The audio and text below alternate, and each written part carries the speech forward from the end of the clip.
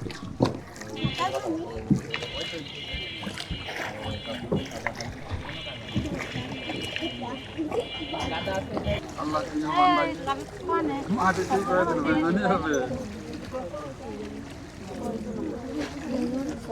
হচ্ছে আদর্শ কলেজ, 1998 সালে স্থাপিত এবং এই কলেজটা নির্মাণ করা হচ্ছে 2014 সালে। আমি আছি হচ্ছে হজরত কাজী মিজানুল হক শাহ।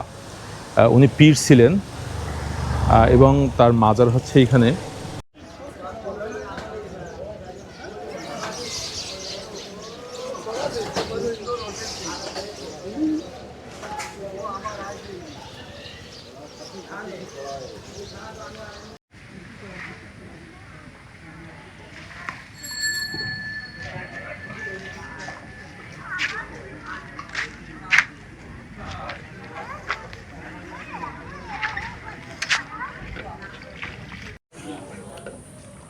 আসসালামু আলাইকুম। আমি আছি এখন হচ্ছে ফুলতলা নতুন হাট ঘাটে। ঠিক এই পাশে হচ্ছে ফুলতলা হাসপাতাল, হাসপাতালের পিছনে। আর এটা হচ্ছে নতুন হাট ঘাট। এখান থেকে ধুলগ্রামে যাব। ঠিক ওই পারে একটা ঘাট আছে, ধুলগ্রাম ঘাট। আর এখানে নদীর পাড়ে আসলে সবার মন ভালো হয়ে যায়। আমার মন ভালো আছে। আপনাদের মন ভালো থাকুক আর না থাকুক, ঠিক এরকম জায়গায় এসে ঘুরে যাবেন। নদীর ওই পারে যাব। ঠিক এই বর্ষাকালে নদীর পানি কানায় টইটম্বুর, দেখতে অনেক সুন্দর লাগছে। আজকে কোনো বৃষ্টি নেই, দীর্ঘ বেশ কয়েকদিন যাবৎ অনেক বৃষ্টি। আর আজকে একটু রৌদ্রোজ্জ্বল আবহাওয়া, নীল আকাশে সাদা মেঘের খেলা, খুব সুন্দর লাগছে এই ঘাটটা। নৌকা ওই পারে আছে, এখানে নৌকাটা অনেক বড়। এই নদীটা পার হয়ে ঠিক ওই এলাকায় যাব, দেখবো ওই এলাকার সৌন্দর্যটা আর আপনাদেরকেও দেখাবো।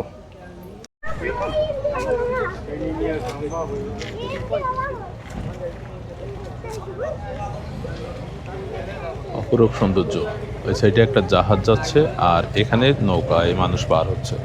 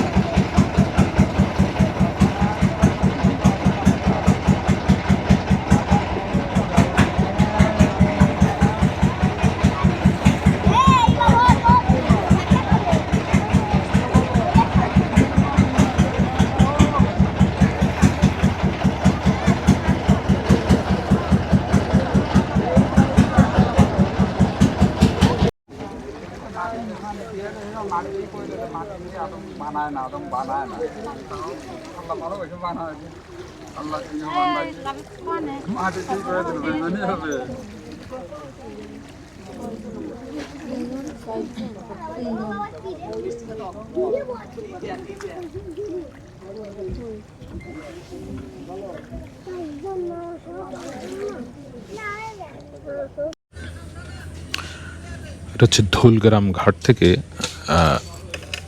সামনে যাচ্ছি। দেখি, আগে কখনোই এই রোডে যাওয়া হয়নি বা এইখানে আসা হয়নি। ধুলগ্রাম ঘাট মূলত এটা কোন ইউনিয়নের ভিতরে বা কোন জেলার ভিতরে এখনো পর্যন্ত কারোর কাছে জানতে পারলাম না, একটু শুনবো। সোজা ধুলগ্রাম ঘাট থেকে যাচ্ছি একটু সামনে এগিয়ে।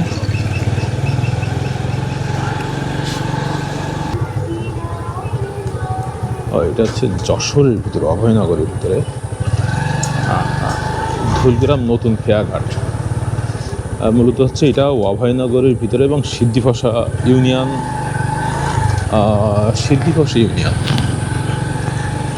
হ্যাঁ, মানে এই এলাকাটা হচ্ছে সিদ্ধিভাষা এলাকা। পরন্তু বিকালে ঠিক যেন বনের ভিতর দিয়ে যাচ্ছি। রাস্তাঘাট একটু খারাপ অবস্থা, তারপরেও যাচ্ছি, দেখি এই এলাকাটা কেমন।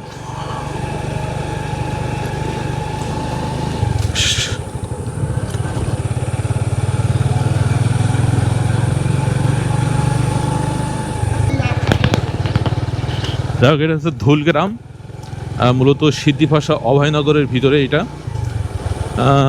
আশেপাশে বাঁশবাগান, বন জঙ্গলে ঘেরা একটা পরিবেশ, চারিদিকে শুধু গাছ আর গাছ।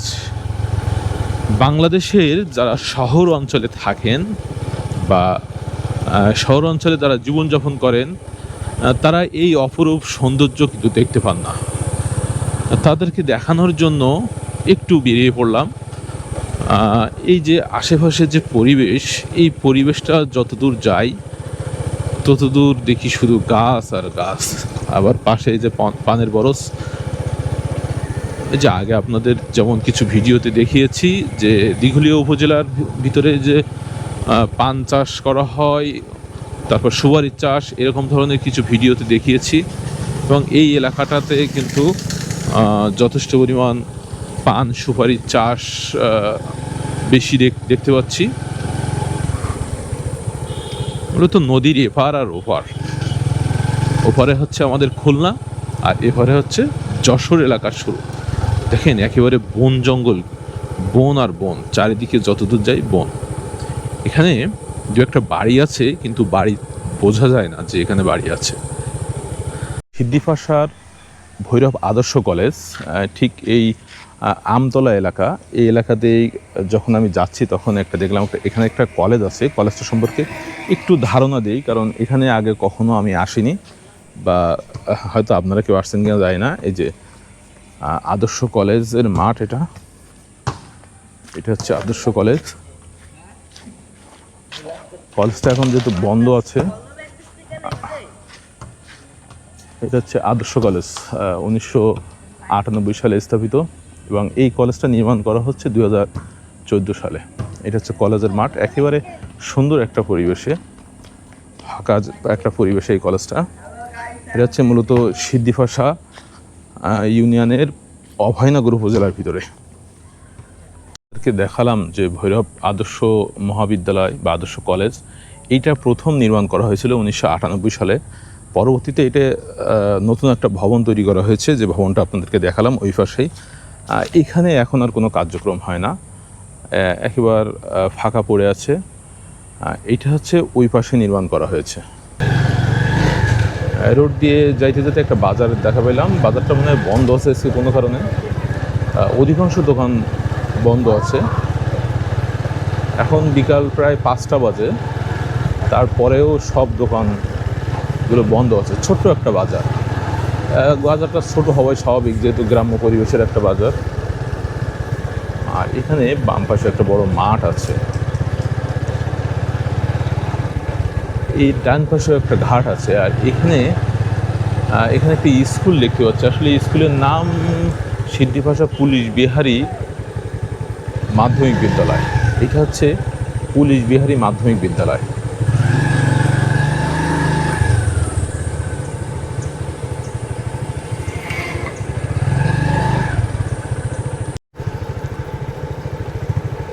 সুন্দর এই গ্রাম দিয়ে যখন যাচ্ছি তখন কিন্তু অনেক সুন্দর লাগছে। দেখেন সুন্দর গ্রাম্য পরিবেশের এই রাস্তাগুলো দেখতে কিন্তু অনেক সুন্দর। রাস্তাটা যেমন সুন্দর, ঠিক তেমন হচ্ছে এই এলাকার পরিবেশটাও সুন্দর।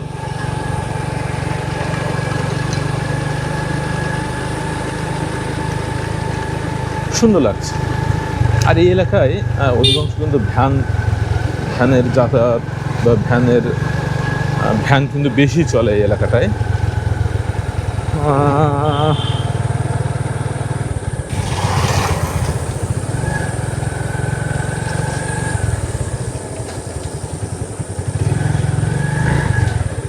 সিদ্ধিভাষা মিয়াবাড়ি সরকারি প্রাথমিক বিদ্যালয়, এই একটা প্রাইমারি স্কুলের মাঠ, একটা প্রাইমারি স্কুল। 1948 সালে এই প্রাইমারি স্কুলটা প্রতিষ্ঠিত হয়। 1948 সালে, তার মানে স্বাধীনতা 71 সালে স্বাধীনতা যুদ্ধের আগে। ও কত আগে! ঠিক যেমন মানে একরকম বলা যায় যে 1947 সালে দেশভাগের পরে এই স্কুলটা প্রতিষ্ঠিত হয়। সুন্দর, অপরূপ সুন্দর একটা পরিবেশ। এই গ্রাম অঞ্চলে কিছু কিছু চার দোকান আছে, এখন বড় বড় এলইডি টিভি সেখানে আছে, সেখানে দেওয়া হয়, অনেকে বসে বসে সিনেমা দেখে, নাটক দেখে। দেখেন, এসব পরিবেশে ঘুরলে গা ছমছম করে। তার কারণ হচ্ছে লোকজনের আনাগোনা খুবই কম। তারপরে দেখেন বিকাল 5টা বাজে, মানে 4:30 5টা বাজে, তারপরেও কিন্তু কোনো লোকজন রাস্তায় নাই, একেবারে অন্ধকার অন্ধকার লাগে। দু একজনের দেখা যায়, আবার মাটির ঘরও দেখা যায় এখানে।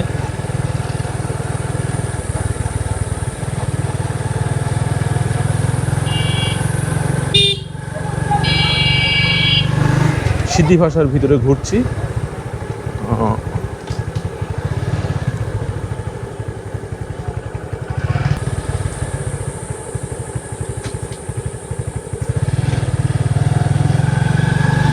আমি এইখান থেকে সোনাতলা ঘাটে যাব। আকাশ আবার মেঘে ঢাকা, এই যেন বৃষ্টি আসবে বৃষ্টি আসবে এই অবস্থা। ঘুরতে ঘুরতে যদি এইরকম জায়গায় আসা যায় যে বাঁশবাগান, কেউ নাই, ভয় লাগবে। পাশে কিন্তু কবরও আছে। ভীতিকর একটা জায়গা, অনেক ভয়ঙ্কর জায়গা, অনেক ভয়ঙ্কর জায়গা। পাশে কিন্তু গোরস্থান, ডান পাশে গোরস্থান, এখানে একেবারে বাঁশবাগান, আবার ভিতরে কিন্তু বাড়ি আছে। মানুষ আছে, তারা আসলে ঠিকই ভয় পাবে, তার কারণ বাঁশবাগানের ভিতরে বাড়ি, একবার বাগানের ভিতরে মনে হচ্ছে বাড়ি, দেখলে গা ছমছম করে।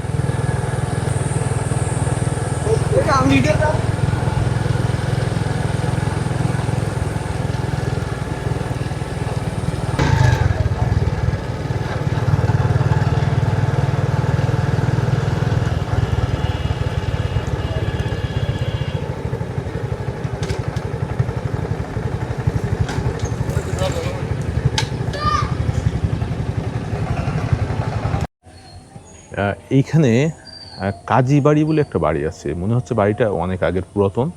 এই যে দেখেন, এই বাড়িটা দেখে বোঝা যাচ্ছে এটা 100 বছরেরও বেশি পুরাতন বাড়ি।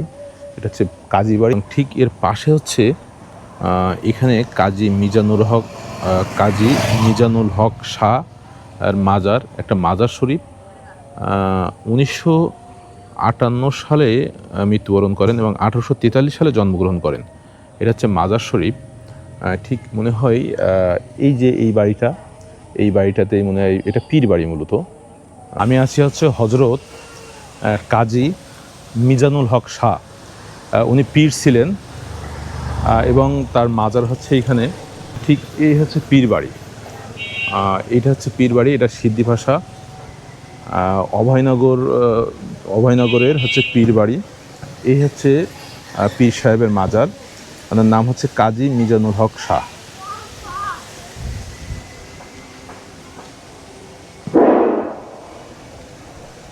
এবং এর পাশে কিন্তু একটা মসজিদ আছে, মসজিদে আজান হচ্ছে। আমি সিদ্ধি ভাষা এলাকায় ঘুরছি। মূলত এই এলাকায় ঘুরতে ঘুরতে ঠিক এখন আসরের আজান হচ্ছে, 5টার মতো বাজে।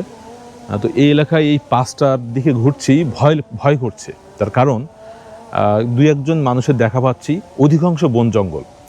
দেখেন এইখানে দাঁড়িয়ে, মানে এই জায়গাটা একটু ফাঁকা জায়গা পেয়েছি, আর কিছু কিছু জায়গায় অন্ধকার। বিকাল 5টার সময় মনে হচ্ছে সন্ধ্যা হয়ে গেছে, এমন অবস্থা। তো এই অন্ধকারে আমি একটু ফাঁকা জায়গায় আপনাদেরকে ভিডিও করে দেখাচ্ছি। এই যে দেখেন, এখানে হচ্ছে পানের বরজ, পানের চাষ করা হয়েছে, আর বিভিন্ন কলা গাছ বা অন্যান্য বিভিন্ন ধরনের গাছ আছে এখানে। আর পাশে হচ্ছে বাঁশবাগান, এখানে অনেক বাঁশবাগান, মানে অনেক জায়গায় ঘুরছি কিন্তু এত বাঁশবাগান কোথাও দেখিনি, মানে বাঁশ এত বেশি কোথাও দেখিনি। যা হোক, এই এলাকায় ঘুরছি মূলত। এই রোড দিয়ে আমি সোনাতলা ঘাট পার হব, আর পার হয়েছি, ভিডিওর প্রথমে দেখিয়েছি যে ফুলতলা ঘাট পার হয়েছি, ফুলতলা নতুনহাট ঘাট পার হয়েছি, ফুলতলা নতুনহাট যে হাসপাতাল আছে ওই হাসপাতালের ঘাট পার হয়েছি। এভাবে সামনে যেদিকে যাচ্ছি শুধু বন আর বনের মতন, মানে দেখা যাচ্ছে যে এইগুলো মনে হয় এগুলো ঠিক এক ধরনের বন অঞ্চলের মতন। আর এই বনগুলো একরকম মানুষের তৈরি বন বলা যায়। আরেকটা বিষয়, এই এলাকায় যেখানে ঘুরছি অধিকাংশ জায়গা দেখছি যে পুরাতন বাড়ি। এই যে বৃষ্টি চলে আসছে, সামনে যাই দেখি। ঘুরতে ঘুরতে হঠাৎ বৃষ্টি, একটা জায়গায় আশ্রয় নিলাম বেশ কয়েকজন।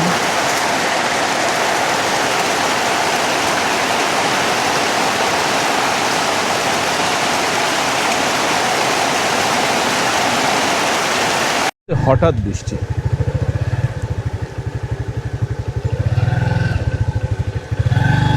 বৃষ্টিতে একটু আগেই রৌদ্র উজ্জ্বল আবহাওয়া ছিল, আর এখন হঠাৎ বৃষ্টি। আসলে শ্রাবণ মাস চলে, বৃষ্টি হবে, এটাই স্বাভাবিক। সামনে যাচ্ছি, এই বৃষ্টি ভেজা পিচের রাস্তা অনেক সুন্দর লাগছে। আর এখানে একটা বিষয় দেখলাম যে এই অভয়নগর একটা এলাকা পার হওয়ার পরে একটা গ্রাম শুরু হয়েছে। একটু আগে আমতলা আসলাম, এখানে হচ্ছে অভয়নগর আসলে থানা বা উপজেলা। এখানে হচ্ছে আপনার সিদ্ধিভাষা ইউনিয়নের ইউনিয়নটা এই কারণে বলছি যে একটা এলাকা পার হওয়ার পরে একটা গ্রাম শুরু হয়েছে। দেখেন কি সুন্দর, এই বৃষ্টিতে রাস্তাগুলো এত সুন্দর লাগছে, অনেক সুন্দর লাগছে। একেবারে গাছগুলো ধুয়ে দিয়েছে। এ সৌন্দর্যের কোনো বর্ণনা করার কোনো ভাষা আমার কাছে নেই। পাশে কিন্তু নদী, এই নদী পার হব, যেটা হচ্ছে এই নদী পার হয়ে আমাদের গিলাতলা যে সোনাতলা ঘাট আছে ওইখানে যাব। মূলত ফুলতলা ঘাট পার হয়েছি, এখন সোনাতলা ঘাট পার হব। আমি এর আগে একটা কথা বলছিলাম, যেটা আবার জোরে বৃষ্টি এসেছে, কি হবে এখন উপায়। এই যে একটা জায়গা পেলাম, এই যা ঢুকে পড়লাম, ঘুরছে বৃষ্টিতে আরেক জায়গায় আটকে গিয়েছে। এ হচ্ছে পিচের রাস্তায় একটা বাড়ির গেট। ঠিক সুন্দর একটা পরিবেশে এই জায়গাটা। এই পাশে রাস্তা আছে, রাস্তার এই সাইডে হঠাৎ বৃষ্টি, মানে মেঘ যাচ্ছে, বৃষ্টি থামছে, আবার বৃষ্টি হচ্ছে। ঠিক এই বৃষ্টিতে একটা জায়গায় আটকে গেছি, একেবারে খুব খারাপ অবস্থায় আটকে গিয়েছি। বৃষ্টি কিন্তু হচ্ছে আর আমি দাঁড়িয়ে আছি। একটু আগেই ভরপুর আকারে বৃষ্টি হয়েছে, বৃষ্টিতে হালকা ভিজেও গেছি, আবার এখনও 2-1 ফোঁটা বৃষ্টি পড়ে। এই যে সোনাতলা ঘাটে চলে আসলাম, এই সোনাতলা ঘাটের ঠিক ওই পারে হচ্ছে আমাদের, এটা হচ্ছে সিদ্ধিভাষার মধ্যে, এটা সোনাতলা ঘাট। এখনও বৃষ্টি হচ্ছে, আসলে বৃষ্টিতে রিস্ক নেওয়াটাও খুব সমস্যা। একটু দাঁড়াই,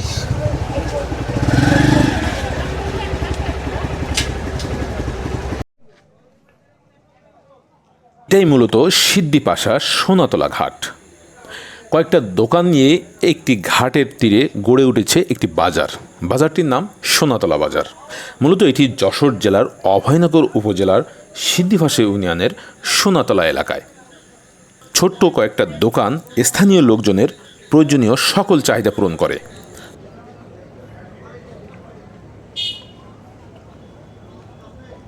আর নদীর ওপারে খুলনা জেলার ফুলতলা উপজেলার গিলাতলা বাজারের সোনাতলা ঘাট।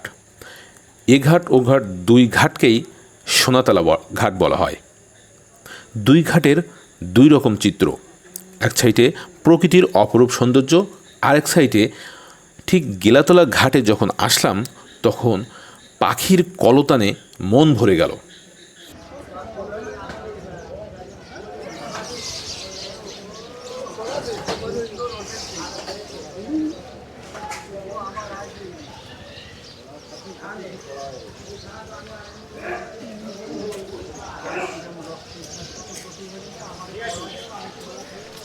যে আসি হচ্ছে গিলাতলা সোনাতলা ঘাটে, এইখানের প্রকৃতির অপরূপ দৃশ্য দেখে আসলে মুগ্ধ হয়ে গেলাম। এত সুন্দর দৃশ্য আসলে কখনোই দেখিনি। এখানে কয়েক লক্ষ চড়ুই পাখি বিদ্যুতের তারে বসে আছে এবং আকাশে উঠছে। ঠিক নীল আকাশে এই সোনাতলা ঘাটের, ঠিক গিলাতলা সোনাতলা ঘাটে KKA জেনারেল হাসপাতাল অ্যান্ড ডায়াগনস্টিক সেন্টারের ঠিক পাশেই, সামনেই এই বৈদ্যুতিক তারের উপরে এই চড়ুই পাখির যে খেলা, এটা দেখতে অনেক সুন্দর লাগছে। এই ধরনের দৃশ্য আগে কখনোই কোথাও দেখিনি। এখন যত সন্ধ্যা হচ্ছে, আশেপাশে যত চড়ুই পাখি আছে, আর এই যে গাছে, আমি পুলিশ ফাঁড়ির এই গাছে একটু দেখাই, এই যে গিলাতলা শিরোমণি পুলিশ ফাঁড়ি, গিলাতলা বাজার, এই গাছের অপরূপ দৃশ্যটা দেখায়। এই যে এত সুন্দর লাগছে পুলিশ ফাঁড়ির এই যে ঠিক চড়ুই পাখি, লক্ষ লক্ষ চড়ুই পাখি। এই যে বকুল গাছে সেই একটা গান ইদানিং খুব চালু হয়েছে, আমাদের বকুলতলায় মেলা বসে, দেখেন কি সুন্দর লাগছে, লক্ষ লক্ষ চড়ুই পাখি।